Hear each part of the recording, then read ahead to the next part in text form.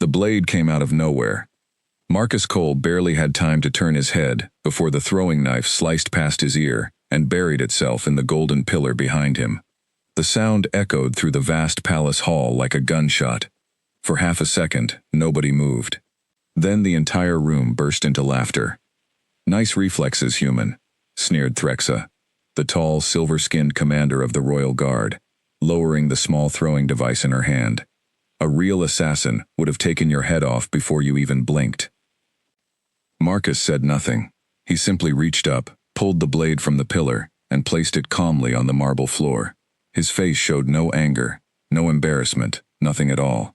Just quiet patience, the kind that came from years of training himself not to react to provocation.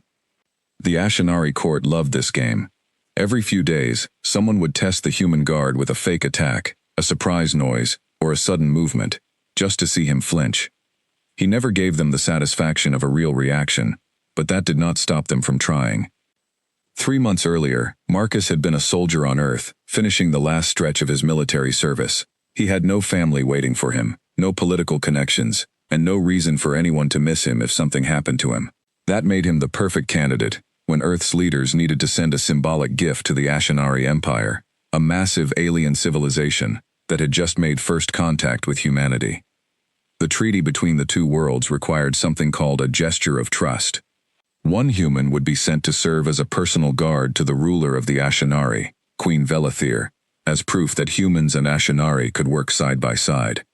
Marcus had been chosen, not because he was the best soldier Earth had, but because losing him would cost nothing. He was expendable, and everyone in the meeting room that decided his fate knew it, including him. He had accepted the assignment anyway, not because he wanted glory, but because it was better than going home to nothing. Now here he was, standing in a palace made of shining black stone and golden light, surrounded by beings who were, on average, 7 feet tall, with smooth silver or deep blue skin, glowing eyes, and the ability to read surface thoughts if they concentrated hard enough. Compared to them, Marcus looked small, fragile, and completely out of place. The Ashinari nobles openly mocked him. They called him the pet, the small one, or simply, the joke. Even the palace servants sometimes forgot to hide their smiles when he walked past. Only one person in the entire court had never laughed at him, not once, and that was the queen herself. Queen Velethir was unlike anyone Marcus had ever met. She was calm in a way that felt almost unnatural, her voice always level, her expression rarely changing. She had ruled the Ashinari Empire for over 300 years, guiding her people through wars, alliances, and betrayals that would have broken lesser leaders. Her telepathic abilities were said to be the strongest in the royal bloodline, allowing her to sense danger, deception, and fear from those around her, before they even said a word. And yet, she could not read Marcus. It frustrated her advisors to no end. Every other being in the palace could be sensed, understood, predicted.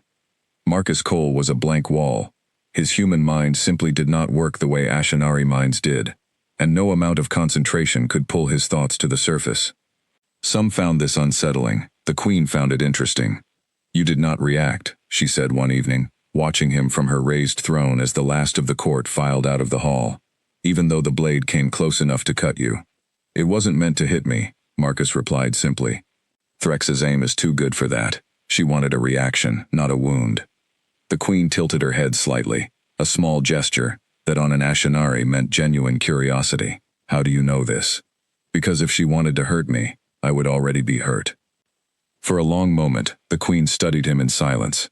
Then, for the first time since his arrival, something close to a smile touched the corner of her mouth. "You are not what my court believes you to be." Marcus did not answer that. He had learned quickly that saying too much in this palace was dangerous. Words could be repeated, twisted, used as ammunition by nobles looking for any excuse to have the strange human guard removed. So instead, he simply gave a small nod and returned to his post beside the throne, standing perfectly still as the massive doors closed for the night. But her words stayed with him long after she had left the hall. Life inside the Ashinari palace followed a strict and complicated rhythm. Every morning began with the ceremony of light, where the court gathered to greet the twin suns rising over the crystal spires of the capital city.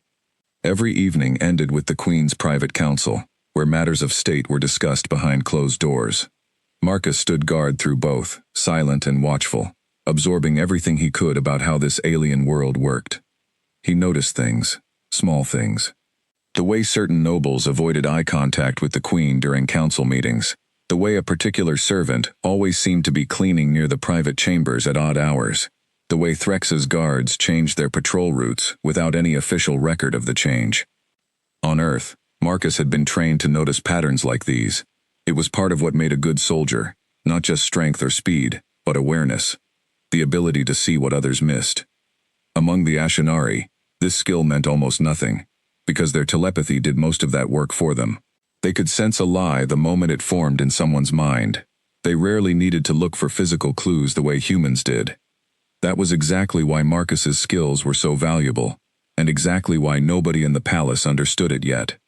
One afternoon, while patrolling the outer gardens, Marcus noticed a young Ashinari servant named Lyra standing near the eastern wall, looking pale and anxious.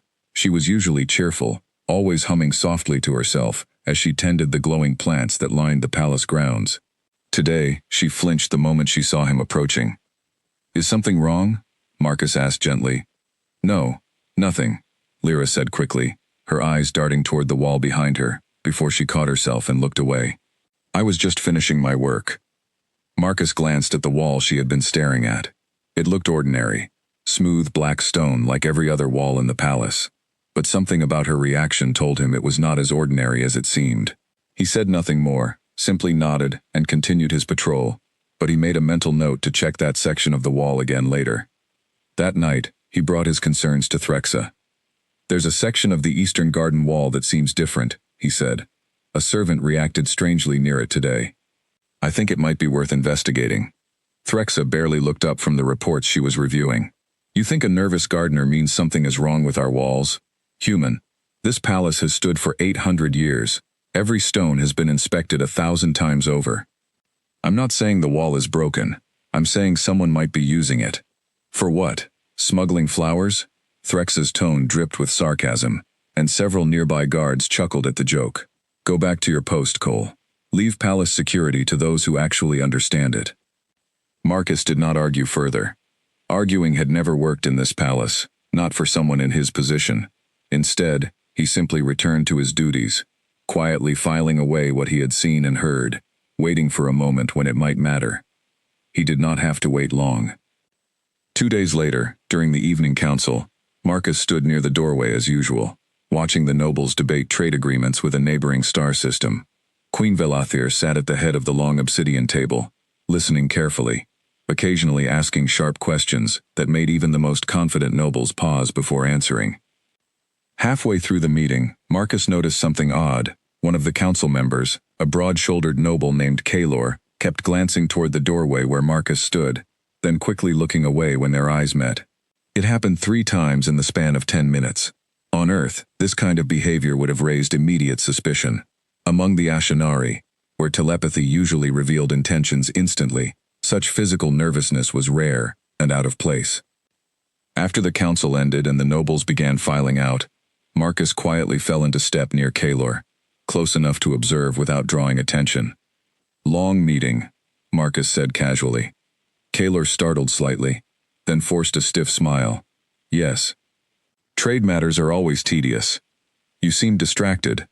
"I am simply tired," Kalor said, a little too quickly, before excusing himself and disappearing down a side corridor that Marcus knew led toward the private guest wings, not toward the noble quarters where Kalor usually stayed. Marcus filed this away as well.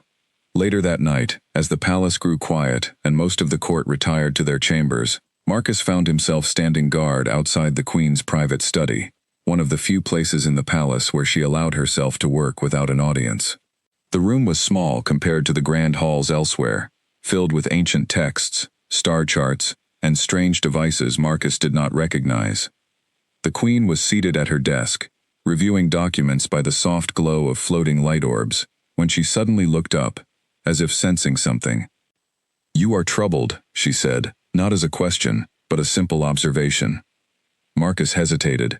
Speaking freely with the Queen was still something he was not entirely used to.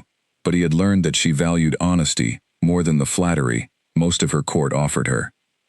There have been some strange things happening, small things, probably nothing. Tell me anyway. So he did. He told her about the garden wall, about Lyra's nervous reaction, about Kaelor's strange behavior during the council meeting, and his unexplained trip toward the guest wings afterward. He kept his voice steady and factual, careful not to sound like he was accusing anyone without proof. The Queen listened without interrupting, her expression unreadable. When he finished, she was quiet for a long moment, staring at the star charts spread across her desk.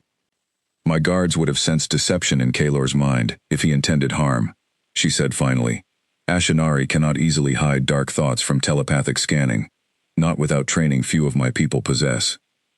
Maybe that's exactly why it would work, Marcus said carefully. If someone wanted to plan something without being caught by your guard's abilities, they would need a way around the telepathy, something physical, something a scan wouldn't catch. The Queen's eyes narrowed slightly, not in anger, but in thought. For the first time since his arrival, Marcus saw something flicker across her calm features that looked almost like concern.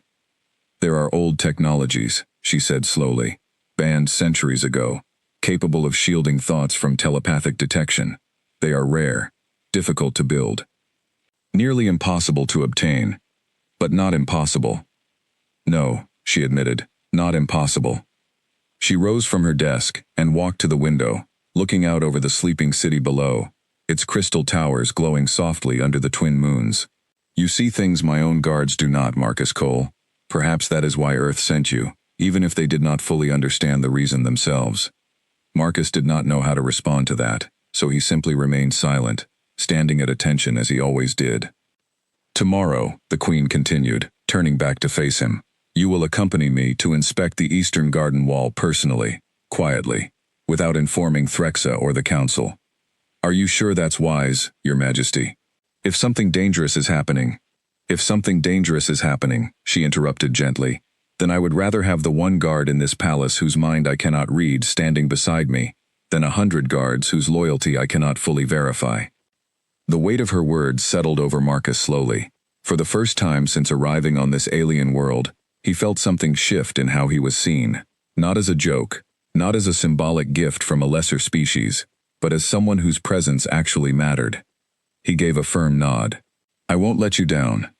The Queen studied him for a long moment, her glowing eyes reflecting the soft light of the study. I am beginning to believe that, she said quietly. Now get some rest, Marcus Cole.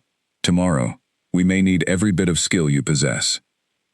As Marcus finally retired to his small quarters near the palace's outer wing, he found himself unable to sleep, his mind replaying every strange detail he had noticed over the past weeks. The nervous servant, the suspicious noble, the unmarked patrol changes. Individually, they meant little. Together, they painted a picture he did not like. Something was wrong inside the Ashinari Palace, something hidden beneath the surface of royal ceremonies and political debates, something that had slipped past the telepathic senses of an entire empire. And for reasons he did not yet fully understand, Marcus Cole, the joke of the royal court, was about to become the only person capable of stopping it. Outside his window, the twin moons cast long shadows across the palace grounds, and somewhere within those shadows, unseen and unheard, the first pieces of a much larger plan were already falling into place. Marcus closed his eyes, but sleep did not come easily that night. Something told him that whatever waited beyond the Eastern Garden Wall would change everything. He was right. The next morning, the sky over the Ashinari capital burned a soft shade of orange, as the twin suns rose above the crystal towers. Marcus met the Queen at a side entrance of the palace, far from the main halls where guards and nobles usually gathered. She wore a simple gray cloak instead of her royal robes, her hood pulled low enough to hide the glow of her eyes from anyone who might recognize her. You look almost human like this, Marcus said, falling into step beside her as they walked toward the garden. I will take that as a compliment, she replied, a faint trace of humor in her voice. The Eastern Garden was quiet at this hour, empty of the servants who usually tended its glowing plants. Dew still clung to the leaves, catching the morning light in small, colorful sparkles. Marcus led the Queen toward the section of wall where he had seen Lyra acting strangely 2 days earlier. Up close, the wall looked exactly like every other section of black stone surrounding the palace. Smooth, solid, unremarkable. Marcus ran his hand along its surface slowly, searching for any seam, gap, or irregularity that might explain the servant's nervous behavior. "There's nothing here," he muttered, more to himself than to the queen. "Perhaps you are looking with the wrong senses," Velethir said. She stepped closer, placing her palm flat against the stone and closing her eyes. For a long moment, nothing happened. Then, slowly, a faint golden light traced the outline of a hidden seam running vertically through the wall, invisible to the naked eye, but revealed by whatever telepathic resonance the queen was using to search the stone. "A hidden door," Marcus said quietly. "An old one," the queen confirmed, opening her eyes. "This section of wall predates the current palace structure. It was built during my grandmother's reign, before this section of the garden even existed. I did not know it still functioned." Marcus studied the seam carefully. It was narrow, barely wide enough for a single Ashinari to pass through sideways, hidden perfectly among the natural texture of the stone. Someone would have had to know exactly where to look, or have been shown, to find it. "Can you open it?" he asked. The queen pressed her palm against a specific point along the seam, and with a soft grinding sound, the section of wall slid inward, revealing a narrow passage leading down into darkness. Cool air drifted up from below, carrying with it a faint, unfamiliar smell, something metallic and slightly sharp. "This should not exist," Velethir murmured, staring into the passage with an expression Marcus had never seen on her before. Uncertainty. "We should call Threxa," Marcus said carefully. "Bring proper guards down there." "No," the queen's voice was firm. "If someone within my own guard is involved in this, then Threxa cannot be trusted with this information yet. We go together, quietly, and we see what we are truly dealing with, before deciding who else can be told." Marcus did not love the plan, but he understood her reasoning. If the corruption ran deep enough to hide dangerous secrets beneath the palace itself, then trusting the wrong person could turn a quiet investigation into a disaster. He nodded and stepped into the passage first, letting his eyes adjust to the darkness before motioning for the queen to follow. The tunnel sloped downward at a gentle angle, its walls lined with the same black stone as the palace above, though older, rougher, clearly untouched by modern craftsmanship. Small cracks ran along the ceiling, and in some places, thick tree roots had broken through, twisting down like pale fingers reaching into the dark. They walked for what felt like several minutes, the silence broken only by the soft echo of their footsteps and the occasional drip of water somewhere deep within the stone. Marcus kept one hand resting near the sidearm strapped to his hip, a weapon Earth's diplomats had allowed him to keep specifically for situations like this, though he sincerely hoped he would not need it. Eventually, the tunnel opened into a wide underground chamber, and what they found there made both of them stop in their tracks. The chamber was filled with equipment Marcus did not recognize, strange metal frames and glowing panels arranged in careful rows, connected by thick cables that pulsed faintly with dim red light. In the center of the room stood a tall device shaped like an open ring, humming softly with barely contained energy. "What is this?" Marcus whispered. Queen Velethir stepped further into the room, her expression darkening as she studied the equipment more closely. "A neural dampening array," she said quietly. "Old technology, banned by imperial law, generations ago. It creates a field that blocks telepathic sensing within a certain range, allowing thoughts and intentions to remain completely hidden. So someone built this here, underneath your own palace." "Yes." The queen's voice was tight, with barely controlled anger now. "And judging by the size of this array, its range would be more than enough to cover the entire throne room during a large gathering." Marcus felt a cold weight settle in his stomach as the pieces began falling into place. If someone activated this device during a major court event, every telepathic guard in the palace would be completely blind, unable to sense danger, deception, or attack until it was far too late. "We need to shut this down," he said, moving toward the central ring device. "Wait," the queen held up a hand, stopping him before he could touch anything. "If this system is connected to a larger network, disabling it here might trigger an alarm elsewhere. We need to understand it fully before we act, or we risk warning whoever built this that we have found their secret."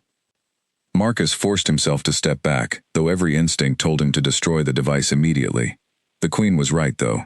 Acting too quickly could ruin any chance of discovering who was truly behind this, and stopping them before real damage could be done. While the Queen examined the equipment more closely, using her abilities to trace the flow of energy through the cables, Marcus explored the edges of the chamber, searching for any additional clues. In one corner, he found a small table covered with scattered documents, written in the flowing symbols of the Ashinari written language, which he could not read. "Your Majesty," he called quietly. "There are papers here." The Queen crossed the room quickly and picked up the documents, her eyes scanning the symbols with growing alarm. As she read, her expression shifted from concern to something far more serious. "These are schedules," she said slowly. "Guard rotations, court event timelines. Someone has been tracking the movements of my personal security detail for months, noting exactly when coverage is weakest, exactly when large gatherings occur, exactly when this dampening field would cause the most damage." "There's a date circled here," Marcus said, pointing to a mark on one of the pages. "What does it say?" The Queen's face went pale, an unusual reaction for someone normally so composed. "The Festival of Unity," she whispered. "The largest gathering of the year. Every noble house will be present. Representatives from a dozen allied worlds, my entire court, gathered in one place, completely unshielded from telepathic warning if this device is activated. When is that?" 3 days from now. The weight of those words hit Marcus like a physical blow. Whoever had built this hidden chamber was not planning some small, isolated attack. They were preparing for something far larger, something designed to strike at the very heart of the Ashinari Empire during its most important celebration, when the entire ruling structure would be gathered together in a single, vulnerable location. "We need to find out who is responsible," Marcus said firmly, "and we need to do it fast." The Queen nodded, folding the documents carefully and tucking them into her cloak. "Kaylor," she said suddenly, "you said he acted strangely during the council meeting, then disappeared toward the guest wings. You think he's involved?" "I do not know," she admitted, "but it is the strongest lead we have. If he has connections to whoever built this chamber, following him carefully might reveal more than confronting him directly ever could." They made their way back through the tunnel and sealed the hidden entrance behind them, careful to leave no trace that they had discovered the chamber. By the time they emerged back into the garden, the sun had climbed higher into the sky, and the palace grounds were beginning to stir with the usual morning activity. "We cannot tell anyone about this yet," the Queen said quietly, as they walked back toward the main palace. "Not Threxa, not the council, no one. If word spreads that we know about the chamber, whoever is behind this will simply move their plans elsewhere, and we may lose our only chance to stop them before the festival." "That means it's just us," Marcus said. "For now, yes." The Queen glanced at him, her expression unusually vulnerable for someone who had ruled an empire for centuries. "I know this is not the role your people intended when they sent you here as a symbolic gesture. But I find myself grateful, more than I expected, that you were the one Earth chose to send." Marcus did not know how to respond to that, so he simply nodded, falling silent as they approached the palace entrance and slipped back into their normal roles, guard and queen, as though nothing unusual had happened that morning. But everything had changed. Over the following 2 days, Marcus watched Kaylor more closely than ever, careful never to draw attention to his surveillance. He noticed the noble making frequent trips to the lower levels of the palace, always alone, always at odd hours when few witnesses would be present. He noticed brief, whispered conversations with servants, who quickly scattered whenever anyone else approached. On the second night, Marcus followed Kaylor at a careful distance through the palace's quieter corridors, staying hidden in the shadows as the noble made his way toward a rarely used storage wing near the outer walls. There, in a dimly lit room filled with old furniture and unused decorations, Kaylor met with 3 other figures whose faces were hidden beneath dark hoods. Marcus could not hear their conversation clearly from his hiding place, but he caught fragments, enough to confirm his worst suspicions. Words like festival, dampening field, and the Queen's Guard drifted through the doorway, along with a phrase that made Marcus's blood run cold. "When the lights fail during the ceremony, we move immediately. No hesitation." Marcus carefully withdrew from his hiding spot before he could be discovered. his mind racing as he processed what he had just heard. This was not simply a plan to weaken the Queen's security. This was a coordinated attack, planned to strike during the exact moment the palace would be most vulnerable. He needed to reach the Queen immediately, but as he turned to head back toward the royal chambers, a hand suddenly gripped his shoulder from behind, spinning him around to face a figure he had not expected to see. Threxa stood before him, her expression unreadable in the dim corridor light. "Interesting hour for a walk, human," she said quietly. "Care to explain what you were doing near the storage wing?" Marcus's mind raced. He did not know if he could trust Threxa, not after everything he had witnessed, not knowing how deep this conspiracy truly ran within the palace guard.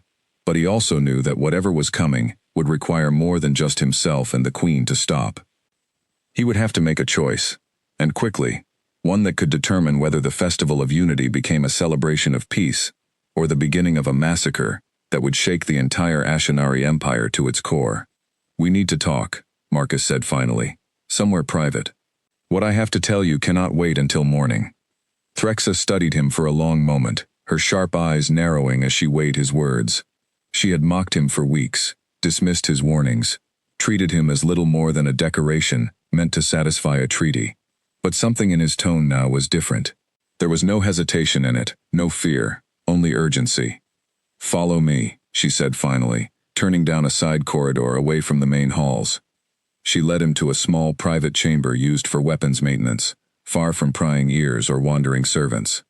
Once the door was sealed behind them, Marcus told her everything: the hidden chamber beneath the garden wall, the dampening array, the documents tracking the palace guard's movements, and finally, the conversation he had just overheard, involving Kalor and 3 unidentified figures, planning to strike during the Festival of Unity. Threxa listened in silence, her expression growing darker with every detail. When Marcus finished, she said nothing for a long moment, simply staring at the floor as though trying to process the scale of what she had just heard. "Kalor," she finally muttered. "I should have suspected him sooner. He requested a transfer of guard duty near the storage wing 3 weeks ago, claiming he wanted quieter accommodations for meditation. I approved it without a second thought." "You believe me," Marcus said, somewhat surprised. "I do not have a choice," Threxa replied grimly. "If even half of what you have described is true, then the Festival of Unity will become a slaughter unless we act. My pride is not worth risking the lives of every noble house and allied representative in this empire." For the first time since his arrival, Marcus saw something close to respect in the guard commander's eyes. "We need to tell the Queen," he said. "She already knows about the chamber, but not about what I overheard tonight." "Then we go to her immediately," Threxa said, already moving toward the door. They found Queen Velathir still awake in her private study, reviewing the documents they had recovered from the hidden chamber 2 nights earlier. When Marcus explained what he had witnessed near the storage wing, her expression hardened into something cold and dangerous, an anger Marcus had never seen from her before. "They intend to strike during the ceremony itself," she said quietly. "When the lights dim, for the traditional blessing of the twin suns, and the dampening field will make certain no telepath in the room can sense the danger before it is too late." "We have 3 days," Threxa said. "We could arrest Kalor immediately, force him to reveal his co-conspirators." "No," the Queen said firmly, shaking her head. "If we move against Kalor now, whoever is truly behind this will simply vanish and strike another time, when we are not prepared. We know their plan. That knowledge is our advantage. We must use it carefully." "What do you propose?" Marcus asked. The Queen was quiet for a long moment, staring at the documents spread across her desk. "We allow the festival to proceed as planned," she said finally, "but we prepare in secret. Marcus, your mind cannot be dampened by their device, which means you alone will still be able to sense danger and react when the field activates. Threxa, you will select a small group of guards you trust absolutely, no more than a handful, and position them strategically, without revealing our knowledge of the plot." "That is a significant risk," Threxa said carefully. "If something goes wrong—" "Something has already gone wrong," the Queen interrupted. "Corruption has taken root within my own court, deep enough to hide an entire chamber beneath my palace without my knowledge. If we do not confront this now, with careful preparation, it will only grow stronger, striking again, in a form we may not see coming next time. Marcus understood the weight of what she was proposing. It meant walking directly into the trap the conspirators had prepared, using the very secrecy of their plan against them. It was dangerous, possibly the most dangerous plan imaginable, but it was also their best chance to stop the conspiracy before it could cause irreversible damage to the Empire. "I'll be ready," Marcus said firmly. Over the following 2 days, preparations moved forward with careful secrecy. Threxa quietly selected 5 guards whose loyalty she trusted beyond question, positioning them at key locations throughout the ceremony hall, without revealing the true reason for their placement. The Queen continued her normal royal duties, giving no outward sign that anything unusual was happening, greeting nobles, reviewing trade agreements, and preparing for the festival exactly as she would in any ordinary year. Marcus spent much of his time studying the layout of the ceremony hall, memorizing every entrance, exit, and hiding place where an attacker might position themselves. He requested access to the palace's older architectural records, searching for any additional hidden passages, similar to the one they had discovered in the garden wall. He found 2 more, both sealed decades earlier, though he could not be certain whether the conspirators knew of their existence as well. He also continued watching Kaelor from a careful distance, noting every meeting, every suspicious absence, every quiet conversation with unfamiliar faces.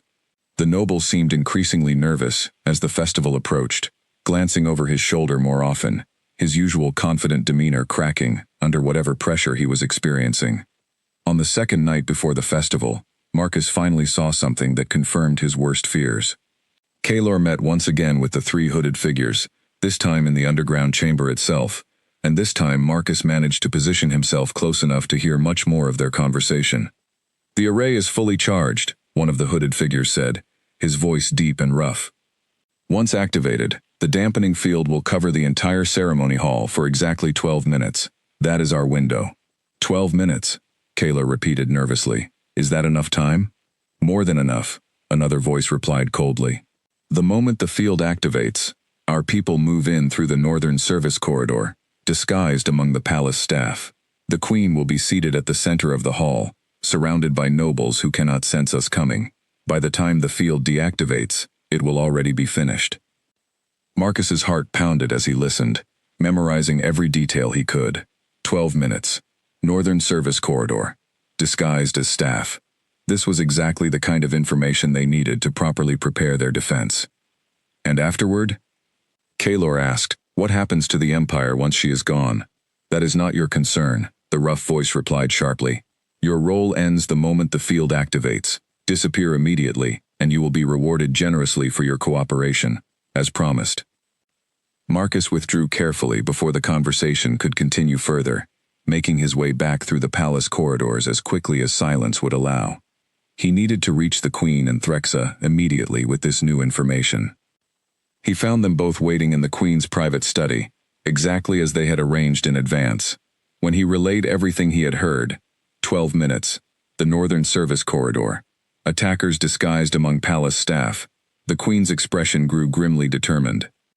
12 minutes is a very specific window, Threxa said, already calculating strategies in her mind.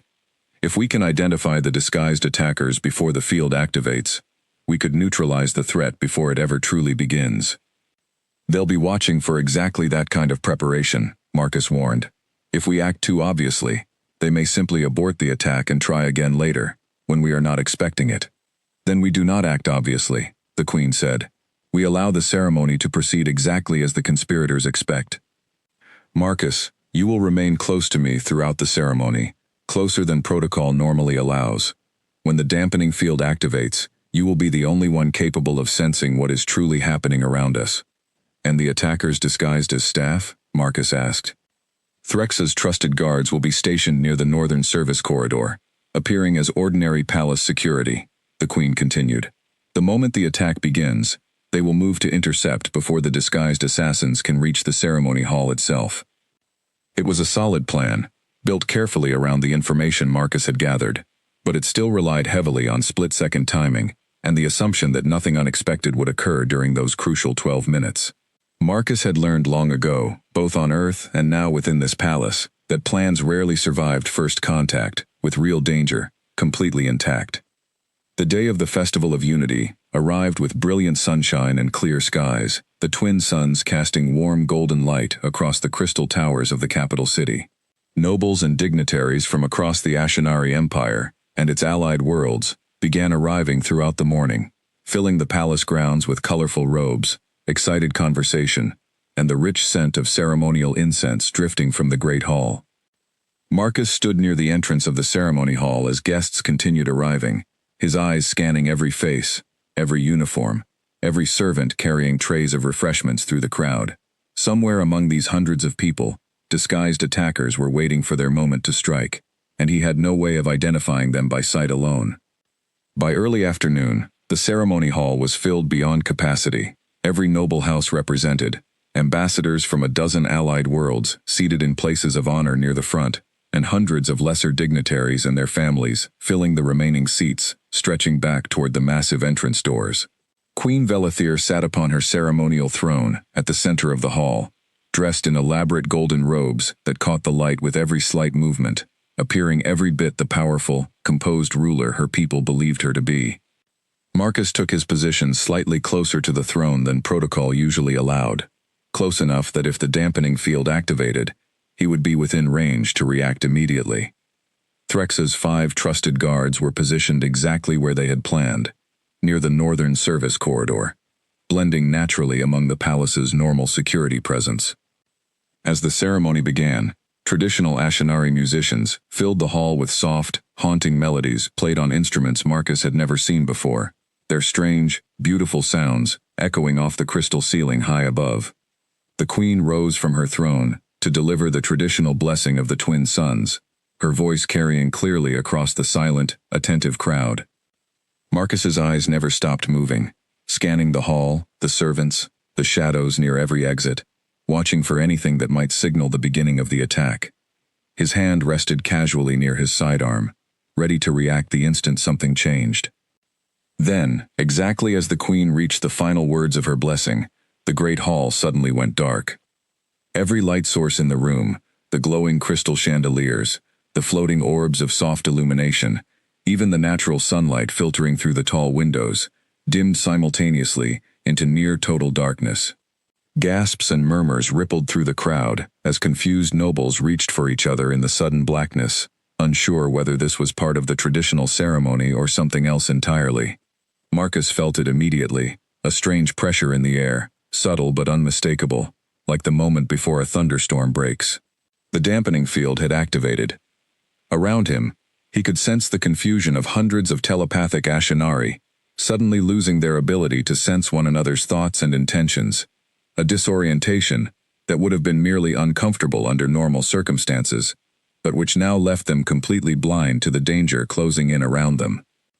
Marcus, unaffected by the field, could see clearly in the darkness, thanks to training that relied on more than telepathic senses, and what he saw made his blood run cold.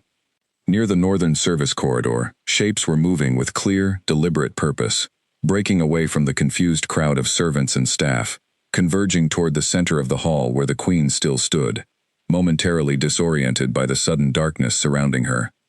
"Your Majesty, move now," Marcus shouted, already pulling the queen away from her exposed position at the center of the throne platform. The hall erupted into chaos, as the disguised attackers threw off their servant disguises, revealing dark protective gear and weapons hidden beneath the fabric.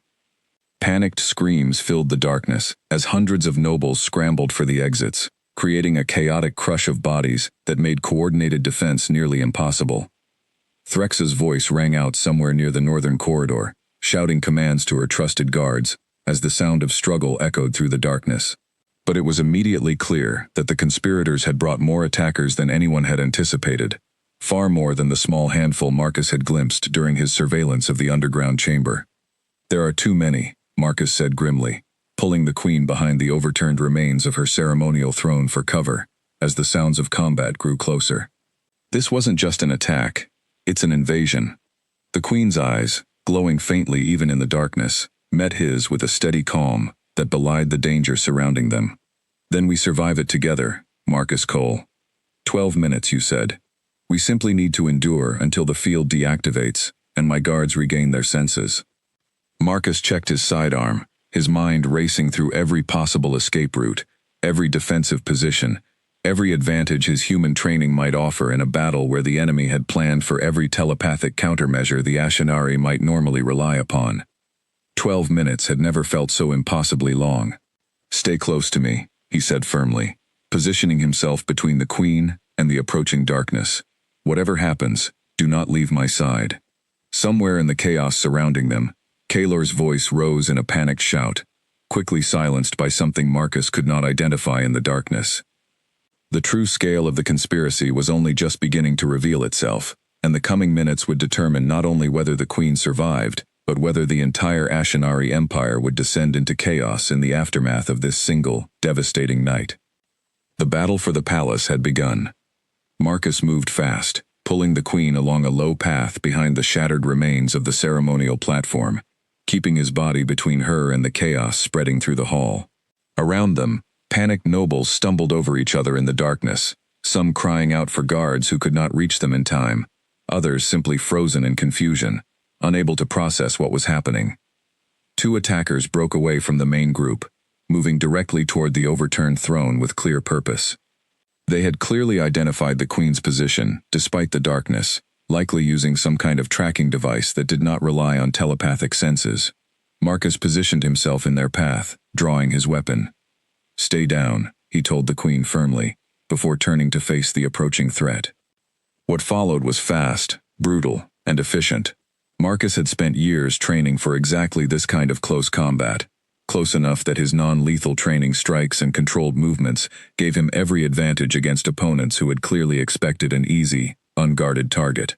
He disarmed the first attacker with a swift strike to the wrist, using the attacker's own weight and momentum to send him crashing into a nearby pillar.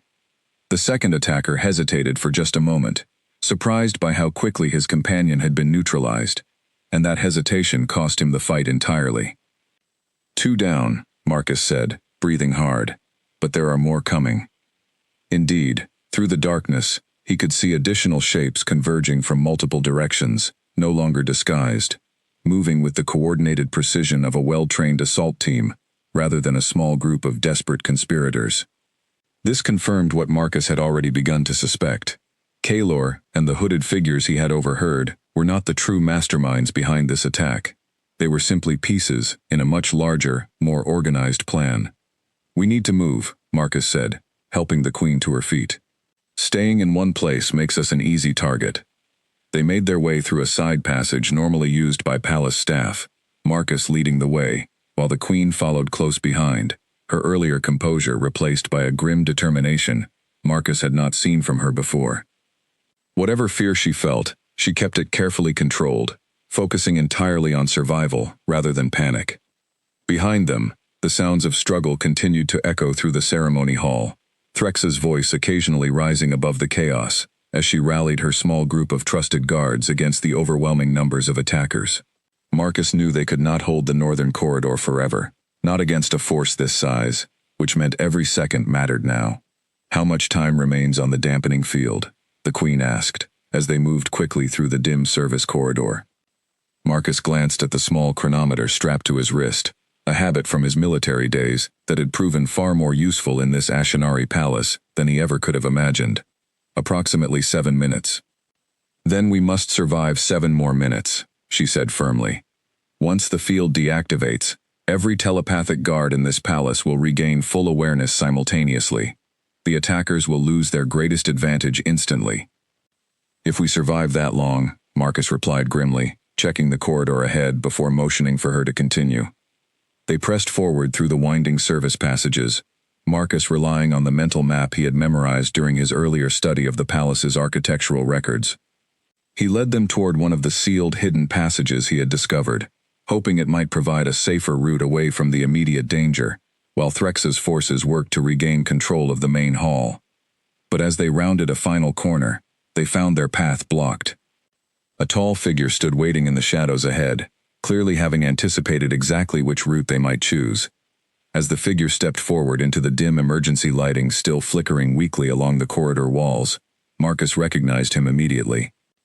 It was Commander Threx's own second-in-command, a stern Ashinari officer named Doran, who Marcus had always assumed was among the most loyal and trusted members of the entire royal guard. "Doran," the queen said, her voice carrying a mixture of shock and betrayal, "you are meant to be defending the ceremony hall." "I am exactly where I am meant to be, your majesty," Doran replied coldly, drawing a weapon from beneath his guard uniform. Kaylor and his hired mercenaries were always meant to be sacrificed, a distraction to draw attention away from the true purpose of tonight's attack. Marcus's mind raced, quickly piecing together the true scope of the conspiracy. Doran, a trusted member of the Royal Guard with intimate knowledge of palace security, patrol schedules, and the Queen's personal habits, would have been perfectly positioned to plan an attack capable of overcoming even the Ashinari's telepathic defenses.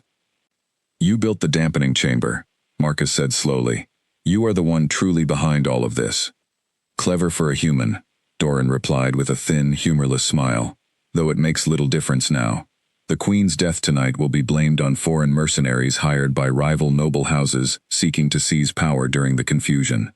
By the time the truth could ever be uncovered, I will already control enough of the Royal Guard to ensure it never is." "Why?" the Queen demanded, her voice steady, despite the clear danger surrounding them. "What could possibly justify this betrayal?" 300 years of your rule has left this empire stagnant," Doran said, his composure cracking slightly, to reveal genuine anger beneath the surface. "Endless treaties, endless caution, endless refusal to expand our influence, while lesser civilizations grow stronger around us. Your death will finally allow the Empire to move forward under leadership willing to act decisively." Marcus positioned himself between Doran and the Queen, weapon raised steadily, despite the danger of facing a trained Ashinari guard commander alone. "That's not going to happen tonight." Doran's eyes flicked toward Marcus with something between amusement and contempt.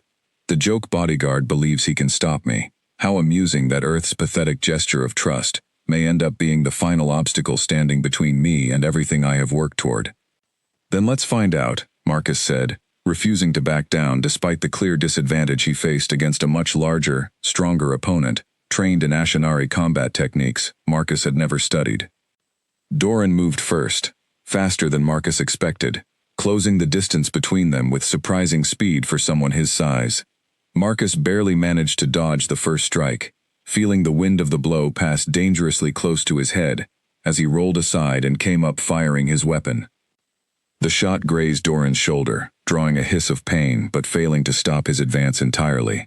The guard commander retaliated with brutal efficiency, forcing Marcus backward through the narrow corridor with a series of powerful strikes that tested every bit of his training and reflexes to avoid. Behind them, Queen Velethir pressed herself against the corridor wall, unable to assist directly without risking becoming a liability in the close combat unfolding before her, but refusing to flee and leave Marcus to face this threat entirely alone. Marcus took a hard hit to his ribs that sent pain flaring through his side, but he used the momentum of the blow to spin closer to Doran rather than away, catching the guard commander off guard with an unexpected counterattack that struck squarely against his jaw. Doran stumbled backward, clearly surprised that his human opponent had absorbed the blow and turned it into an advantage. "You fight like a soldier," Doran said, wiping blood from his lip, his earlier contempt replaced by grudging respect. "Perhaps Earth's gesture was not as pathetic as I assumed." "You have no idea," Marcus replied, using the brief pause to check the chronometer on his wrist. 4 minutes remained until the dampening field deactivated. He simply needed to survive long enough to reach that moment. Doran attacked again, more cautiously this time, clearly having recalibrated his assessment of the threat Marcus posed. The fight continued through the narrow corridor, brutal and desperate, each combatant searching for any opening that might end the confrontation decisively. Then, unexpectedly, the Queen moved. Despite lacking her usual telepathic advantages within the range of the dampening field, Velethir was far from helpless. Centuries of training in her youth, long before she had come to rely primarily on her mental abilities, had included extensive combat instruction that most of her court had long forgotten she possessed. She lunged forward during a moment when Doran's attention was fully focused on Marcus, striking a precise pressure point along his exposed side that caused his entire arm to go momentarily numb. The weapon dropped from Doran's grip, clattering uselessly against the stone floor, Marcus seized the opportunity immediately, driving a final decisive strike that sent Doran crashing to the ground, momentarily stunned and unable to continue the fight. Marcus quickly secured the fallen guard commander's hands, using restraints taken from his own uniform, while the Queen retrieved the dropped weapon to prevent any further resistance. 3 minutes, Marcus said, checking his chronometer again, breathing hard from the exertion of the fight. The field will deactivate soon. And when it does, the Queen said, looking down at Doran with an expression of profound sadness beneath her anger, every guard in this palace, including those still loyal, will finally be able to sense the truth of what you have done tonight. Doran said nothing, simply glaring up at them both with bitter defiance, refusing to show any remorse for the betrayal he had orchestrated. From somewhere back toward the ceremony hall, the sounds of combat suddenly began shifting in tone, less chaotic, more organized, as though the tide of battle was finally turning. Marcus realized with relief that Threxa's forces must be gaining ground against the remaining attackers. "We need to get back there," he said, helping the Queen to her feet, while keeping a careful watch on their restrained prisoner. "Threxa and her guards may still need support." They made their way back toward the main hall as quickly as possible, dragging Doran along with them, as evidence of the true conspiracy behind the attack. As they approached the entrance to the ceremony hall, the dim emergency lighting suddenly flared back to full brightness, the crystal chandeliers and floating orbs illuminating the chaotic scene in full detail for the first time since the attack began. The dampening field had deactivated. Marcus felt the change immediately in the air around him, a subtle shift as the telepathic senses of hundreds of Ashinari suddenly returned to full awareness simultaneously. Guards who had been fighting blind against unseen threats suddenly gained the ability to sense their opponent's true intentions, turning the tide of battle decisively in favor of the palace's defenders. Within moments, the remaining attackers, now completely exposed to telepathic detection and rapidly losing ground against reinforced palace security, began surrendering or attempting to flee, only to be quickly captured by guards who could now sense their every intention before they could act on it. Threxa emerged from the chaos, her uniform torn and bloodied, but her expression fierce with determination, as she spotted Marcus and the Queen approaching with their restrained prisoner. Her eyes widened with shock as she recognized Doran. "Commander Doran," she said slowly, disbelief evident in her voice. "You were meant to be my most trusted officer." "He was the true mastermind behind everything," Marcus explained quickly. "Kaler and the mercenaries were simply a distraction, meant to draw attention away from his own involvement." Threxa's expression hardened into cold fury as the full weight of the betrayal settled over her. "I will personally ensure he answers for this treachery," she said grimly, taking custody of the prisoner from Marcus with barely restrained anger. As palace guards moved swiftly to secure the remaining hall and tend to the wounded among the noble guests, Queen Velathir turned to face Marcus directly, her earlier composure returning despite the exhaustion evident in her posture. "You saved my life tonight," she said simply, not once, but multiple times throughout this entire ordeal. "We saved each other," Marcus replied honestly. "I couldn't have stopped Doran without your help back there." The Queen studied him for a long moment, something unreadable passing behind her glowing eyes. "The court called you a joke when you first arrived," she said quietly. "Tonight, you have proven yourself to be the very foundation upon which this empire's survival depended." Around them, the ceremony hall slowly began settling into a tense, exhausted calm, as guards finished securing the area, and nobles cautiously emerged from their hiding places. Whispered conversations, already spreading news of what had truly happened during those terrifying 12 minutes of darkness. But even as the immediate danger passed, Marcus knew this was far from over. Doran had spoken of controlling enough of the royal guard to cover up the truth entirely, which meant the conspiracy likely extended further than a single guard commander acting alone.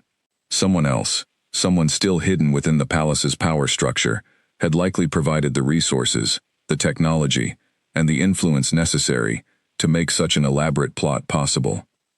The battle in the ceremony hall may have been won, but the true fight to root out the full extent of this conspiracy, and to rebuild trust within a palace, shaken to its very foundation, was only just beginning.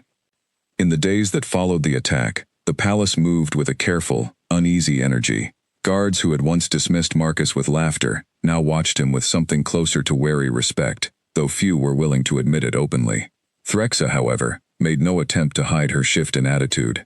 She sought him out personally the morning after the attack, finding him in the small training yard, where he practiced alone before dawn. "I owe you an apology," she said bluntly, standing at the edge of the yard with her arms crossed. "For weeks, I dismissed your warnings as foolishness. Had I listened sooner, we might have uncovered Doran's betrayal before it nearly cost the Queen her life." Marcus paused his training, wiping sweat from his brow. "You couldn't have known. Doran hid it well enough to fool telepaths for months. That's not something to blame yourself for." "Perhaps," Threxa admitted, though her expression remained troubled. "Still, I will not underestimate you again, Marcus Cole. That much I can promise." It was a small moment, but it mattered. For the first time since his arrival, Marcus felt like a genuine part of the palace's defense, rather than a symbolic outsider tolerated only because of a treaty neither side truly understood. But the investigation into the conspiracy was far from finished. Doran, now held in a secure chamber deep within the palace's detention wing, refused to speak, offering nothing but cold silence whenever questioned about who else might have been involved. Kaelor, badly wounded during the chaos of the attack but alive, proved far easier to break. Marcus was present when the Queen herself questioned the frightened noble, her calm, steady presence far more effective than any threat could have been. "Tell me who approached you first," she said quietly, seated across from Kaelor in a small, private chamber. "Tell me the truth, and I will consider mercy. Continue protecting them, and you will share Doran's fate entirely." Kaelor's hands trembled as he finally spoke. "It was not Doran who first approached me," he admitted, his voice barely above a whisper. "It was someone higher. Someone I never expected to be involved in something like this." "Who?" the Queen pressed. Kaelor hesitated, fear evident in his eyes, before finally whispering a name that made even the Queen's composed expression falter for a brief moment. "Counselor Vesa." Marcus watched the Queen's reaction carefully. Counselor Vesa was one of the most senior members of the Royal Council, a figure who had served the Ashanari Empire for nearly 2 centuries, respected across noble houses and allied worlds alike for her wisdom and steady counsel. She had sat at the Queen's side during countless meetings, offering guidance on matters of trade, diplomacy, and governance. The idea that she might be behind such a devastating betrayal seemed almost impossible to accept. "Are you certain?" the Queen asked, her voice carefully controlled despite the clear shock beneath the surface. "She provided the resources for the dampening array," Kaelor confirmed. "She recruited Doran directly, using his resentment toward what she called your stagnant leadership. She promised us all positions of influence once the Empire moved beyond your rule." The Queen sat in silence for a long moment after Kaelor finished speaking, processing the depth of this betrayal from someone she had trusted for generations. Marcus remained quiet as well, understanding that this was a wound far deeper than a simple political conspiracy. This was personal, a betrayal from someone the Queen had considered not just a colleague, but something closer to family, after centuries of shared service. "We must confirm this before acting," the Queen finally said, rising from her seat with renewed determination, replacing her earlier shock. "If Vesa truly orchestrated this entire conspiracy, she will not simply confess when confronted directly. We will need proof, beyond a frightened noble's testimony." Over the following 2 days, Marcus, Threxa, and a small group of guards the Queen trusted absolutely worked quietly to gather evidence connecting Counselor Vesa to the conspiracy. They traced financial records showing unusual transfers of resources toward private contractors capable of building technology as sophisticated as the dampening array. They found correspondence, carefully coded but ultimately decipherable, between Vesa and Doran discussing timing and logistics for the attack. Piece by piece, the evidence painted an undeniable picture of betrayal from within the highest levels of the Ashanari government. On the 3rd day, Queen Velathir summoned Counselor Vesa to a private meeting, ostensibly to discuss the aftermath of the attack and plans for strengthening palace security going forward. Marcus stood guard near the entrance, Threxa positioned discreetly nearby, both ready to act the moment the confrontation began. Vesa arrived exactly as expected, an elderly Ashanari woman with silver eyes and an air of dignified calm that had served her well throughout 2 centuries of political service. She greeted the Queen warmly, offering condolences for the terror of the attack, and praising the swift response that had ultimately saved so many lives. "Your composure through this crisis has been remarkable, Your Majesty," Vesa said smoothly. "The Empire is fortunate to have leadership, capable of responding so decisively." "Decisive leadership," the Queen repeated quietly, her eyes fixed steadily on the counselor. "Interesting words, coming from someone who believed my leadership had grown stagnant." Vesa's composed expression flickered, just barely, but enough for Marcus to notice the sudden tension entering her posture. "I do not understand your meaning, Your Majesty," she said carefully. "Kaelor has told us everything," the Queen continued, her voice remaining perfectly level despite the gravity of the accusation. "The resources you provided, the recruitment of Doran, the promises made to those willing to betray their empire in exchange for positions of influence, once I was removed." The color drained from Vesa's face, as she realized the full extent of what had been uncovered. For a long moment, she said nothing, her earlier composure shattering, as the weight of her exposed betrayal settled over her. "You do not understand," she finally said, her voice tight with barely controlled emotion. 300 years, Your Majesty. 300 years of the same cautious, careful leadership, while our rivals expand their influence across a dozen star systems. I did not act out of malice. I acted because this empire deserves better than stagnation, disguised as wisdom. And you believed murdering me, along with countless nobles and allied representatives gathered for a celebration of unity, was the answer to that concern? The Queen's voice finally carried an edge of genuine anger, the first Marcus had heard from her throughout this entire ordeal. Vesa's shoulders slumped, the fight draining out of her, as she realized there was no justification remaining that could excuse what she had orchestrated. "I miscalculated," she admitted quietly. "I believed the dampening field would provide enough advantage to succeed cleanly, without the chaos that ultimately unfolded. I did not anticipate a human guard capable of resisting telepathic disruption, nor did I anticipate your own combat training resurfacing when it mattered most." "No," the Queen agreed coldly. "You underestimated exactly the elements that ultimately saved this empire from your ambition." Threxa moved forward at the Queen's subtle signal, placing Vesa under formal arrest, as guards secured the chamber entrances to prevent any possibility of escape or interference. The elderly counselor offered no resistance, her earlier confidence completely extinguished as the reality of her situation fully settled in. As Vesa was led away, the Queen remained standing in the center of the chamber for a long moment, her expression a complex mixture of relief, exhaustion, and profound sadness at the depth of betrayal she had just confronted from someone she had trusted for generations. "It is finished," she finally said quietly, though her voice carried little of the satisfaction one might expect from successfully uncovering and stopping such an elaborate conspiracy. "It's finished," Marcus confirmed gently, stepping closer. "The Empire is safe." "For now," the Queen replied, meeting his eyes with weary determination. "But this experience has taught me something important, Marcus Cole. My court believed itself protected by telepathic senses alone, confident that no threat could hide from minds capable of reading intention and deception with such apparent ease. That confidence nearly cost us everything. In the weeks following the arrests of Vesa, Doran, and their remaining co-conspirators, the Ashenari Empire moved carefully through the delicate process of rebuilding trust within its highest institutions.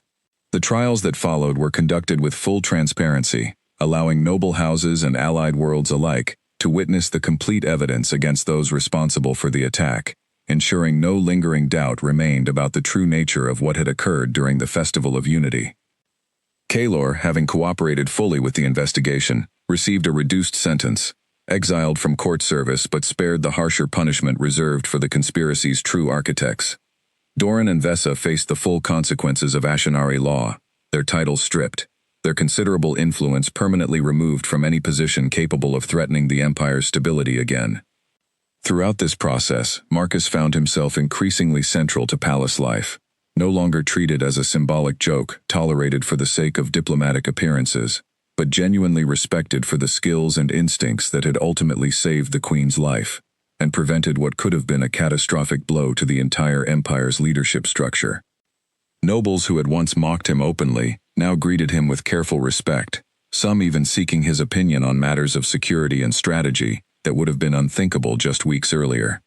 Threxa, in particular, had become something close to a genuine ally, frequently consulting with him on improvements to palace security, designed to prevent similar vulnerabilities from being exploited in the future. One evening, several weeks after the attack, Queen Velathir summoned Marcus to a formal gathering of the Royal Council, the first such gathering held since the conspiracy's exposure. The chamber was filled with nobles and dignitaries, all present to witness whatever announcement the Queen intended to make. 3 months ago, she began, her voice carrying clearly across the assembled council. Earth sent a single human guard to this palace, as a symbolic gesture, intended to demonstrate trust between our two civilizations. Many within this very chamber viewed that gesture with amusement, believing it held little practical significance beyond diplomatic formality. Marcus stood near the edge of the chamber, uncertain where this address was leading, though he could feel dozens of eyes turning toward him as the Queen continued speaking. That assumption nearly cost this empire everything, she continued firmly. Had Marcus Cole not possessed the instincts, the training, and the courage to notice what our own telepathic senses failed to detect, the conspiracy orchestrated by Councillor Vessa and Commander Doran would have succeeded entirely, claiming the lives of everyone gathered within this palace during the Festival of Unity. A ripple of uncomfortable acknowledgement passed through the assembled nobles, many of whom had personally participated in mocking Marcus during his early weeks within the court. Effective immediately, the Queen announced, Marcus Cole will no longer serve merely as a symbolic gesture of diplomatic trust between our worlds. He will hold the formal position of Chief Security Advisor to the Crown, with full authority to implement whatever changes he believes necessary to prevent threats of this nature from ever succeeding again. The announcement drew murmurs of surprise throughout the chamber, though Marcus noticed considerably less resistance than he might have expected, given the court's earlier attitude toward him. The events of the Festival of Unity had clearly reshaped how the entire palace viewed the value of human perspective and training within their otherwise telepathically dependent society. Threxa stepped forward from among the assembled guards, offering a formal bow toward Marcus that surprised him with its genuine respect. It will be my honor to work alongside you in this new role, she said clearly, loud enough for the entire chamber to hear. The Empire owes you a debt that mere titles cannot fully repay. Marcus felt an unfamiliar warmth at the acknowledgement, a stark contrast to the mockery and dismissal that had defined his first weeks within this alien palace. He had come to this world, expecting to serve as nothing more than a forgotten footnote in a diplomatic treaty, expendable and unimportant. Instead, he had found purpose, respect, and an unexpected sense of belonging within a civilization entirely different from his own. After the formal council session concluded, Queen Velathir found Marcus standing alone on a private balcony overlooking the city, the twin moons casting soft silver light across the crystal towers stretching toward the horizon. You seem thoughtful, she observed, joining him at the railing. Just processing everything that's happened, Marcus admitted. 3 months ago, I was the joke everyone laughed at. Now I'm standing here as your chief security advisor. Much has changed, the Queen agreed, though perhaps not as much as you believe. You were never truly a joke, Marcus Cole. My court simply failed to recognize your value, until circumstances forced them to see clearly. And you? Marcus asked. When did you first see it? The Queen was quiet for a long moment, considering her answer carefully. The first evening we spoke privately, she finally said, when you explained why Threxa's blade had not truly threatened you. I realized then that you possessed an awareness my own people, for all our telepathic gifts, often lack entirely. That realization only grew stronger with each passing week. Marcus nodded slowly, understanding now the trust she had extended to him, even during those early days when the rest of her court still viewed him with contempt. Thank you, he said sincerely, for believing in something the rest of your court couldn't see. Thank you, the Queen replied, for proving that belief was justified beyond anything I could have anticipated. They stood together in comfortable silence for a while longer, watching the peaceful city below, its crystal towers glowing softly under the twin moons, its people safe and unaware of how close disaster had truly come to unraveling everything they knew. The Ashinari Empire had survived its darkest test in generations, not through telepathic power alone, but through the unexpected strength of human resilience, awareness, and courage that no one, not even the Queen herself, had fully anticipated when Marcus Cole first arrived, as nothing more than a diplomatic joke. In the months that followed, the bond between human and Ashinari, forged through betrayal, danger, and ultimately triumph, would go on to shape not just the future security of the palace, but the broader relationship between two entirely different worlds, now bound together by something far stronger than any treaty alone could have created. Trust, earned not through words, but through actions, that mattered when it counted most.